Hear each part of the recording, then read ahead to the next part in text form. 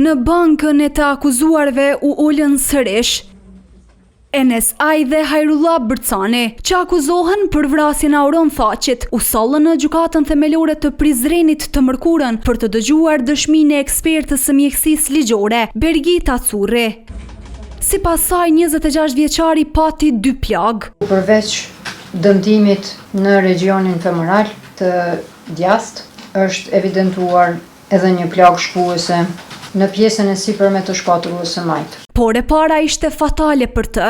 Plaga vdekjepryese ka qenë plaga në regionin e përparëm të kërdhokullës së djast. Për të dyja këto, avokati familjes Thaqi, Esad Gutaj, kërkoi më tepër detaje. Por ekspertja theksoi se nuk kanë arritur t'i përshkruajnë karakteristikat e plagës në kofshën e djathtë, me që në të ishte intervenuar kirurgjikisht. Ku është evidentuar prerja kirurgjike me gjatësi 18 cm, e qepur me 14 pen kirurgjik. Plaga në shpinë ka qenë plagë shpuese me madhësi 0.5 x 0.5 cm dhe thellësi 0.2 cm.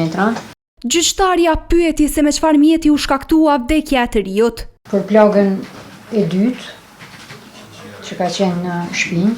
E para që mundet me më ranë mend prej mjeteve, është ndonjë mjet i tipit të kaçavidës, ose shrafcigeri që i themi ne. Po që ka maje, që mund të shpohet. Plagën vdekjepryese nuk e kam pa të pandryshuar. Nga shkresat e kam pa që është përdorur mjeti i mprehtë. Curri mohoi të ketë ndodhur vdekja për shkak të neglizhencës së profesionistëve shëndetësor. E ishte pikërisht dëshmia e saj, ajo që nënës së viktimës i dha një informat që ajo nuk e kishte pasur më herët. 2 herë konisht për të tunë nuk e kundit, sot e ku marrë vesh.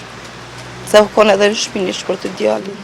Auroni vdiq në qendrën klinike universitare të Kosovës më 7 korrekt të vitit 2024, disa orë pasi kishte marrë plagët fatale.